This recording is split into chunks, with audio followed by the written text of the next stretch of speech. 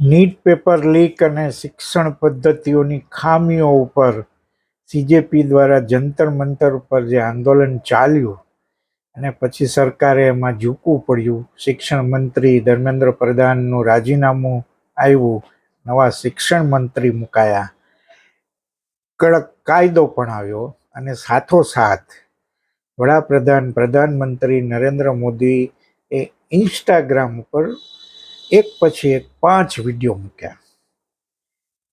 આ 5 વિડીયોની જે સ્ટ્રેટેજી છે અને એના ફાયદા શું થયા, એનાથી કેવડો ઇમ્પેક્ટ આવ્યો, એનાથી શું એનું અર્થઘટન કરી શકાય, આ બહુ મહત્વનો મુદ્દો છે. કારણ કે ગુજરાતમાં નરેન્દ્ર મોદી જ્યારે મુખ્યમંત્રી હતા ત્યારથી એમણે ટેકનોલોજીનો ઉપયોગ શરૂ કરેલો અને આ હવે છેક ઇન્સ્ટાગ્રામ સુધી પહોંચ્યો છે. કારણ કે ઇન્સ્ટાગ્રામ અત્યારે સૌથી વધારે જોવાય છે અને જેન જી સૌથી વધારે જુએ છે. પહેલી આ જે સ્ટ્રેટેજી છે ને એને સમજવાનો આપણે પ્રયત્ન કરવો છે કે પરંપરાગત પ્રેસ કોન્ફરન્સ કે ટીવી ચેનલ માધ્યમ વગર, કારણ કે હવે ટીવી ચેનલ છોકરાઓ બહુ જોતા નથી, આજકાલના પ્રેસ કોન્ફરન્સ નરેન્દ્ર મોદી કરતા નથી. જેન જીને જ્યારે સંબંધ છે ત્યાં સુધી એ લોકો વધારે એક્ટિવ ઇન્સ્ટા ઉપર હોય છે અને એટલે નરેન્દ્રભાઈએ ઇન્સ્ટા ઉપર આવવાનું શરૂ કર્યું. પોતાના ઘેરથી વિડીયો રાત્રે બનાવવાનું શું કારણ કે રાત્રે વધારે ઇન્સ્ટા જોતા હોય છે એટલે. અને આ વિડીયો ખૂબ સરળ રીતે સેલ્ફી કેમેરાથી શૂટ કરાય છે અને પીએમ મોદી સીધા તમારી સાથે સામે જોતા હોય ને તમારી સાથે જ વાત કરતા હોય એવું લાગે. એટલે આ મનોવિજ્ઞાન છે એ પણ એમાં કામ કરે, એની પાછળ આ સ્ટ્રેટેજી પણ છે. અને એક સાથે સતત ટૂંકા અંતરે 5 વિડીયો અને એ પણ બહુ ટૂંકા વિડીયો, આ રીતે સોશિયલ મીડિયાનું જે અલ્ગોરિધમ છે એ પોતાના પક્ષમાં રહે એવો આ પ્રયત્ન છે. આંદોલન અને વિરોધ પ્રદર્શન દરમિયાન થયેલી કડવા શબ્દો, કડક કાર્યવાહીની વાતો ને એ પછી સમાધાન કે કોઈ સામે કેસ નહીં થાય અને કેસ થયા હશે તો એ પાછા લેવામાં આવશે. એમાં એક દીકરીનો જે વિડીયો બહુ વાયરલ થયેલો, 15-17 વર્ષની દીકરી, જેમણે નરેન્દ્ર મોદી અને એમની માતા વિશે બહુ ખરાબ રીતે ટિપ્પણી કરેલી હતી, એને ધ્યાનમાં રાખી અને નરેન્દ્રભાઈએ આ બધાને આને માફ કરવાની ભાવના વ્યક્ત કરી અને ભૂલમાંથી શીખવાની સાથે સાથે સલાહ પણ આપી. એટલે પ્રધાનમંત્રીનો આ બહુ મોટો નૈતિક દાવ કહેવાય અને સાથે સાથે એમાં રાજકારણ તો ખરું ને ખરું. હવે મુદ્દો એ છે કે એમણે જે આ 5 વિડીયો કર્યા ટૂંકા, એમાં કેટલાક નીટની પરીક્ષા કઈ રીતે એક કેસ ચાલશે અને પરીક્ષામાં સુધાર કઈ રીતે લાવવો, એ સમિતિની રચના, એ બધી પણ વાતો આવી. પણ આ રીલ કેટલા સફળ થયા આ મહત્વનો મુદ્દો છે.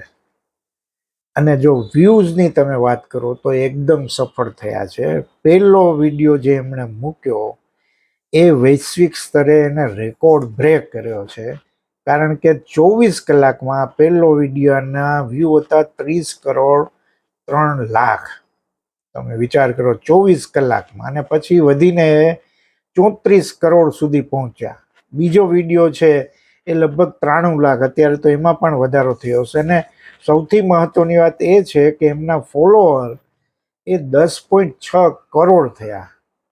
એટલે આ બહુ મહત્વનો છે. છેલ્લો વિડીયો પણ બહુ ચાલ્યો, લગભગ 10 કરોડ ઉપર મારા ખ્યાલથી એના વ્યૂ ગયા છે.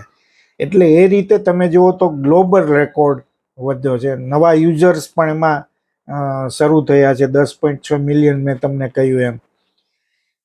હવે આ જે નેરેટિવ બદલવાની જે વાત છે કે વિરોધ પ્રદર્શન, પેપર લીક જેવા ગંભીર મુદ્દા પર સરકાર જે બચાવની મુદ્રામાં હતી, એને બદલે આ વિડીયોના માધ્યમથી સંવાદ અને સુધારા, એ બંને વાતો સાથે નરેન્દ્રભાઈ મૂકી. નરેન્દ્રભાઈએ સીધો સંવાદ, અમને વાર્તાલાપ નહોતો કર્યો, બહુ દબાણ આવ્યું. ચલો સંસદનો કાર્યક્રમ થયો, પછી બે મંત્રીઓને આ કામ સોંપ્યું. પણ ડિજિટલ માર્કેટિંગ દ્રષ્ટિએ માસ્ટર સ્ટ્રોક ગણવામાં આવે છે નરેન્દ્રભાઈના આ 5 વિડીયોને. પરંતુ રાજકીય અને વ્યવહારિક દ્રષ્ટિએ એમાં કેટલીક મર્યાદાઓ છે અને ટીકાઓ પણ થઈ છે. કેટલાક એક્સપર્ટ અને કેટલાક વિવેચકો એમનું માનવું એમ છે કે પેપર લીક, બેરોજગારી અને સિસ્ટમની નિષ્ફળતા જેવા ગંભીર વિષયો પર નક્કર રીતે કાર્યવાહી શું થાય છે એ જવાબ આપવો જોઈએ વડાપ્રધાને. એની બદલે જે ભાવનાત્મક વિડીયો પોતાને વિક્ટિમ દેખાડી અને ભાવનાત્મક વિડીયો બનાવીને જેનજી સાથે જોડાવાનો જે પ્રયત્ન છે એ તો મુખ્ય મુદ્દાને ડાયવર્ટ કરવાનો પ્રયાસ છે. બીજું કે વિરોધ પ્રદર્શન દરમિયાન વિવાદો, અપશબ્દો, વડાપ્રધાને જાતે માફી માંગી અને એના ઉપર કેટલાક નિષ્ણાતોએ સવાલ ઉઠાવ્યા કે કાયદાકીય પ્રક્રિયા કે પોલીસ તપાસ વચ્ચે આ રીતે નેતાઓ જાહેરાત કેમ કરી શકે. અલબત્ત સુપ્રીમ કોર્ટે એમાં પહેલી વાર વાત કરી, પછી બીજી વાર એમાં સ્પષ્ટતા પણ કરી કે ભાઈ રાજ્ય સરકારો આ કેસ પાછા લેવા હોય તો લઈ શકે છે. એ સ્પષ્ટતા થયા પછી મને લાગે છે કે હવે આ આખો પ્રશ્ન નીકળી જશે. હવે સોશિયલ મીડિયા ઉપર કરોડો વ્યૂઝ તો મેળવા, ડિજિટલ યુવાનોનું દિલ જીતવું એ એક વાત છે, ભાવનાત્મક રીતે જોડાવવું એ એક વાત છે, પણ જમીની સ્તરે શિક્ષણ પ્રણાલીમાં જે ખામીઓ છે અને યુવાનોનો જે વાસ્તવિક રોષ છે એ આવા વિડીયોથી ઓછો થઈ જશે કે કેમ, એ મોટો પડકાર છે. એટલે આ ડિજિટલ અભિયાન બહુ મોટી વાત છે, માસ્ટર સ્ટ્રોક છે. એના કારણે અલ્ગોરિધમની દ્રષ્ટિએ આટલા મોટા વ્યૂ આવવા, એક વિડીયોને 30 કરોડથી વધારે 24 કલાકમાં વ્યૂ મળે એ બહુ મોટી વાત છે, નાની વાત જરા પણ નથી. પણ પ્રખ્યાત બાયોગ્રાફર જે નિરંજન મુખોપાધ્યાય છે એને બ્લૂમબર્ગની એક વાતચીતમાં આ આખી વાતનું વિશ્લેષણ કરતા જણાવ્યું કે દેશભરમાં યુવા આંદોલનો પેપર લીક મુદ્દે વધી રહેલા દબાણ વચ્ચે વડાપ્રધાને આ રીતે સોશિયલ મીડિયા પર અચાનક વિડીયો મારફતે મેદાનમાં ઉતરવું એ દર્શાવે છે કે સરકાર આ મુદ્દાની ગંભીરતાથી વાકેફ છે અને નેરેટિવ બદલવા માટે આ એક આક્રમક ડિજિટલ પ્રયત્ન તો એમ તમે કહી શકો. આ બહુ મહત્વનું વિશ્લેષણ છે. ભવિષ્યમાં એની કેટલી ઇમ્પેક્ટ પડશે એ જોવાની વાત છે.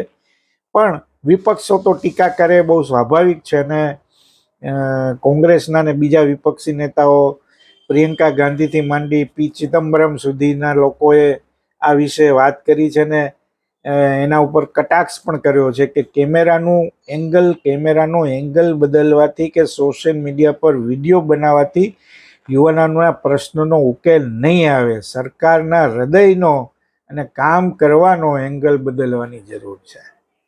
અને એક્સપર્ટે એ પણ નોંધ્યું છે કે આ વિડીયો બહુ વાયરલ થયો, એને પસંદ પણ કરવામાં આવ્યો અને એના કાઉન્ટર ટ્રેન્ડ પણ શરૂ થયો. આ બહુ મહત્વનો મુદ્દો છે. યુવાનોએ આ ગંભીર વિડીયોને અલગ અલગ મસ્તીભર્યા અંદાજમાં ઓડિયો ને મીમ્સ બહુ બધા બનાવ્યા છે, રીલ્સ પણ બનાવ્યા છે. અને આ જે વાત છે ને એ કાઉન્ટર પ્રોડક્ટિવ કહેવાય એવું આ 5 વિડીયોના કારણે બન્યું છે.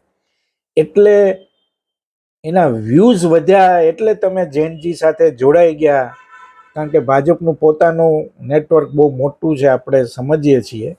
અને એના કારણે વ્યૂઝ તો વધે, બહુ સ્વાભાવિક વાત છે. ને ફોલોઅર્સ પણ વધ્યા છે, એ પણ માનવું પડે તમારે, એ વાસ્તવિકતા છે. પણ મુદ્દો એ છે કે નરેન્દ્રભાઈની આ સ્ટ્રેટેજી એ કેટલી હદે એની જમીન ઉપર અસર થશે, પરીક્ષા પદ્ધતિઓમાં સુધાર કેટલો ઝડપી થશે, નીટ પેપર લીકનો કેસ છે ઝડપથી કેટલો ચાલશે અને એના પરિણામો ક્યારે મળશે, આ મહત્વના સવાલો છે ને એના જવાબ હજુ મળવા બાકી છે.